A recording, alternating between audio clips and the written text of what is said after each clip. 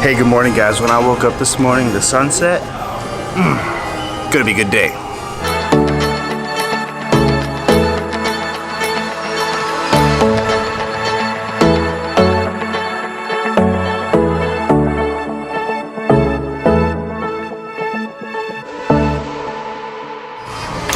Alright guys, welcome to Love Lifts. Today is the video part 2 of my 100-day transformation contest prep into the NorCal Fitness Classic, and I got the book all made. It's beautiful, it's precise, it's ready to go. This is going to be the thing that gets us there.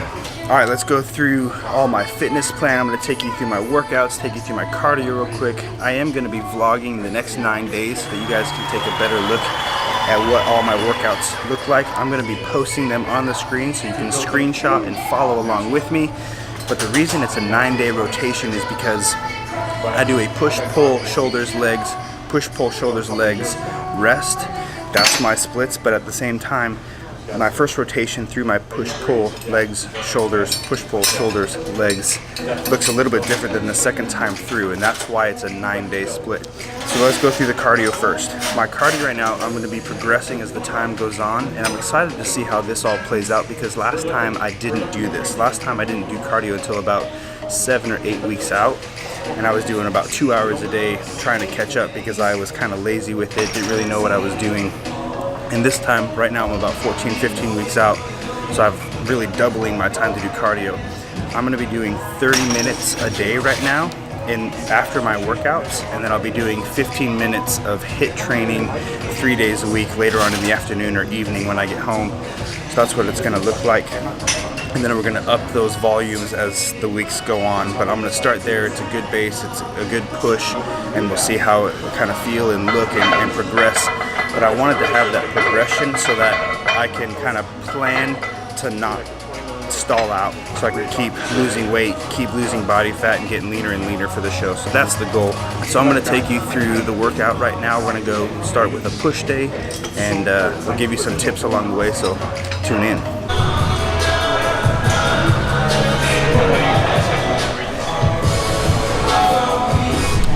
Tip number 1 is make sure you're warming up. It's as important as the workout itself.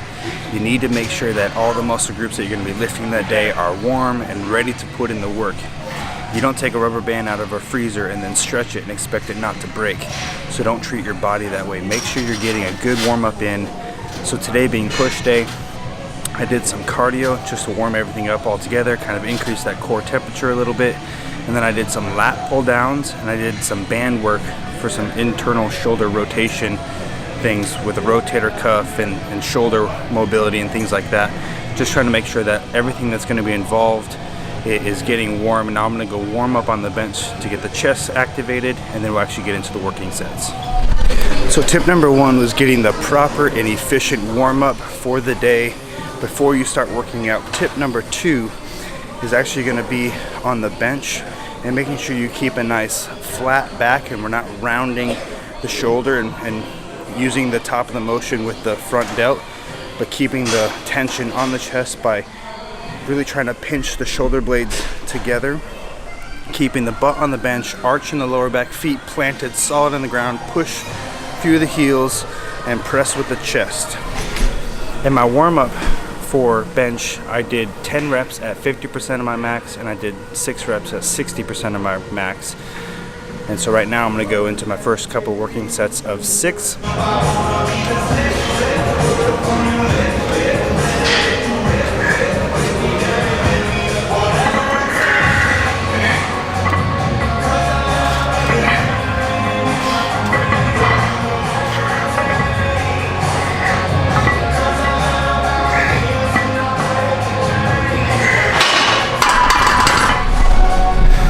The one other tip in bench that I didn't mention is making sure that the lats stay engaged and you're not shrugging while you're benching and flaring the elbows out. You're keeping them kind of tucked and pressing through, making sure the lats stay tight and engaged the whole time. All right, moving on to incline press on the Smith machine. One temptation here is to let the front delt take a majority of the motion, so you really want to make sure you keep your chest nice and high and you're pressing from this place, not this place. And after this workout, I'll give you the third tip. The second thing for this lift is we're wanting the bar to hit real high on the chest. So like a guillotine press is another thing that it could be called, but in an incline format.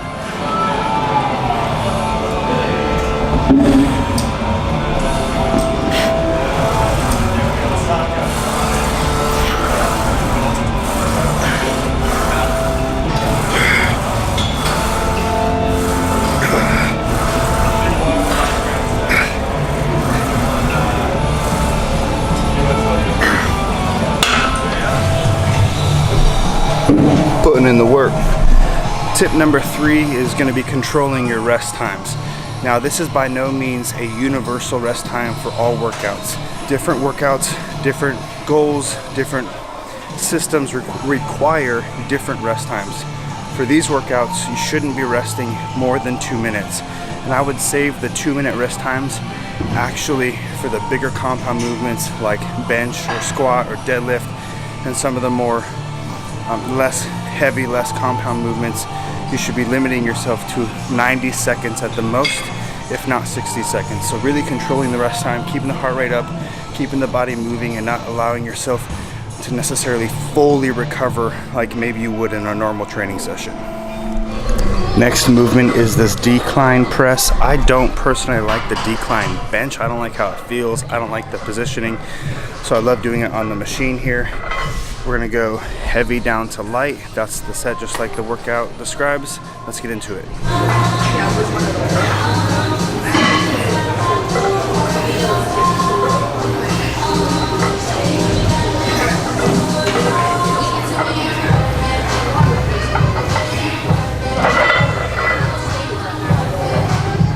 Alright guys, next is the cable incline flies. I prefer cable over dumbbell without a doubt, simply because I can keep the tension on the peak of the contraction the entire time.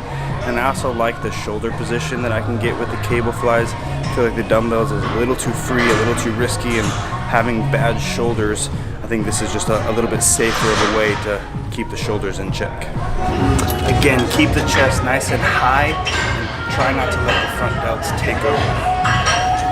And keep the chest high by making sure you have an arch in your back, so the chest is forced to stay up. Keep the abs tight though.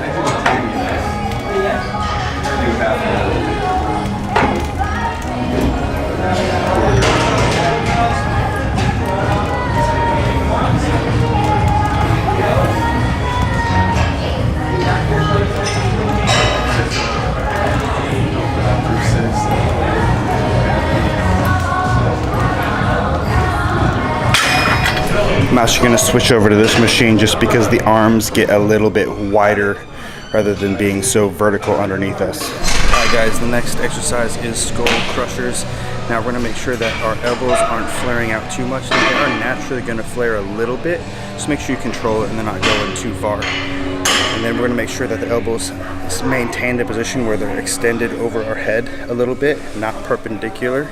We're going to keep them right here. That way we're getting a full stretch on the long head of the tricep, because that's what we're hitting a majority of in this exercise.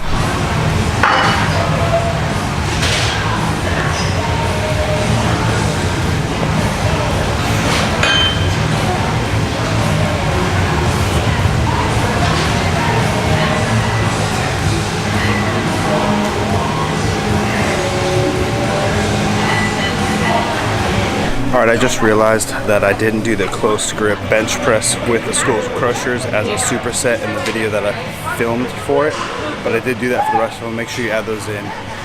Next is going to be the overhead rope extensions on the cable, so that's what we're going to go do right now. I'm just making sure that those elbows don't flare out too much, but again, they naturally will a little bit. And we're going to rotate the wrists out as we're coming up. We're going to rotate the wrist out and kind of pull the ropes apart a little bit.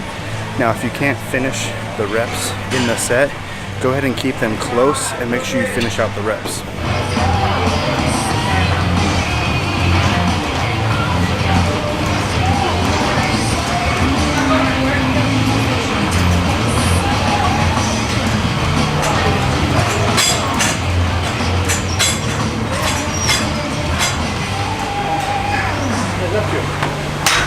Next workout is going to be these VGrip tricep pushdowns.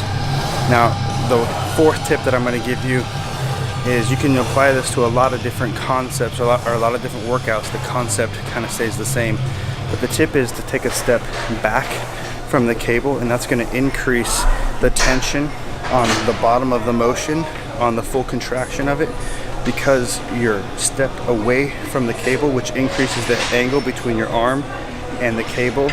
So rather than being super close to it, where at the bottom of the contraction you're more parallel, making the weight up here lighter, you're going to take that step back and you're going to get the greater peak of the tension from the machine on the full contraction of the exercise.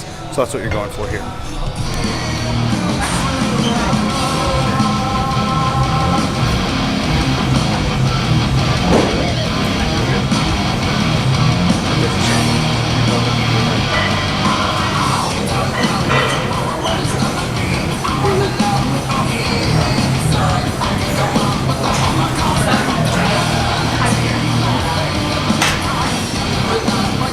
Finishing off with cable crunches. We're doing sets of 20 here. Make sure that you're curling over the spine and not keeping the back straight and then just using hip flexors. So make sure you're really thinking of contracting your ab muscles in this and be very mindful of that connection. Which brings me into tip number 5, is that mind-muscle connection. Making sure that you're actually thinking about the movement that you're doing and not just going through the motions, but really think about the contraction of the muscle that you're working and really allow the connection between your mind and your muscle to be united so that you're getting the biggest bang for your buck.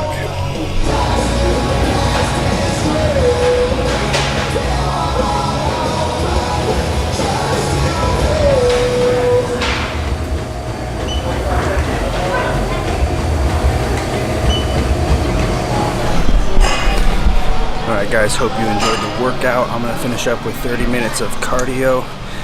And make sure you guys get your cardio in. Don't skip it. If you guys have, oops, my bag just launched up. That didn't work as planned. I'm gonna put this over here. I don't know, we'll move it if I have to. But anyway, if you guys have any questions, let me know.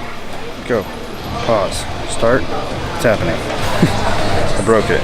Now I gotta wait for the machine. Anyway, I hope you guys enjoyed the workout. Let me know if you have any questions. I'll see you tomorrow in the next video. We're going through a pull day, so get ready. Here we go. See you. Bye.